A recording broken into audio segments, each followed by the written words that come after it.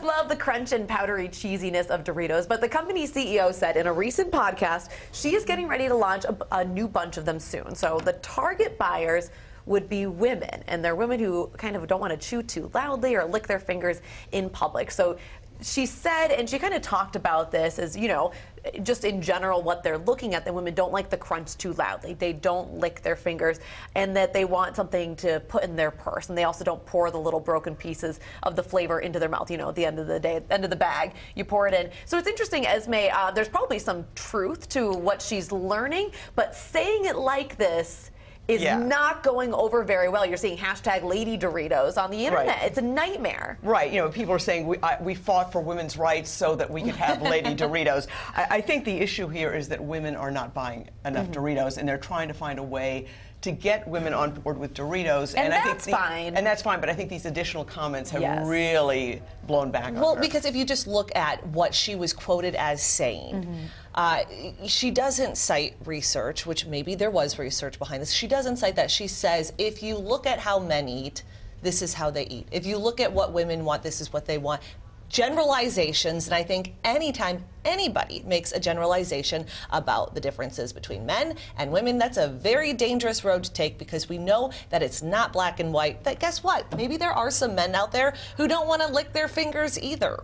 Yeah, it's very interesting when you look at, I think more of the problem, Jason, is kind of the fact that we're talking about it, because this research is being done by companies all over the world, and there is some, you know, there's some real campaigns that go in behind it. It's tricky. If you're a company and you do research, and the research says, like, let's for a second suspend Kim's question and say, assume they did market research and they find that there's I mean, it's a big world out there. If 20%, 30% of women say, like, gosh, I would love this chip if I didn't have to have this big old bag in my purse, or if I could have, you know, instead of a soft bag, maybe a harder container that would protect the chip. So you're going to design a product that the people are telling you they want. And that's perfectly fine. How do you go about it in a world where really we're moving away from this idea of having gendered toys? You make the product. You make the product. And just don't talk about it? Make a number of different products. Look at what they did with the baked chips. Right. You know, they didn't say that these are for women. Women do love those chips. I know men love those chips too.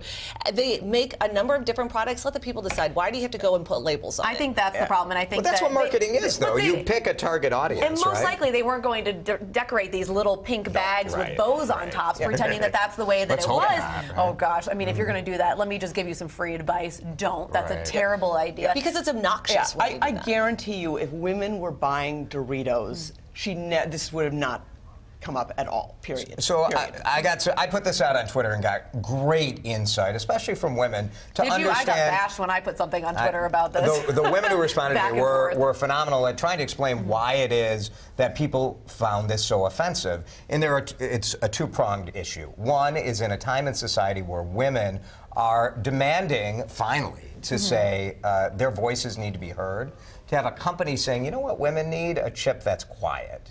There's a dissonance there that is offensive, and I get that. And then Sean on Twitter said that when you think about gendered marketing, and marketing, you're always looking for a target, but typically marketing to men is dudes are strong, men are strong. Men are messy. And men are messy. And marketing to women are ladies are dainty and should be quiet and control themselves. And I think Sean is right on the money. I understand where she's coming from, and I understand why women reacted so strongly to this. It's maybe not the specific incident, it's the conversation. I do find it interesting. So we both kind of talked about this on Twitter, and you had a lot of really intelligent conversations. Smart, I had a lot of men calling me an idiot for saying that I don't think that all products need to be gendered. So there's your difference between men and women right folks. There. Yes. The women who responded to me were great. And also, I was open to listening to it because you know more than me. I don't know. I'm a guy. Who likes Doritos. Finally, Jason. You understand. Who likes to lick his fingers after he eats Doritos. So.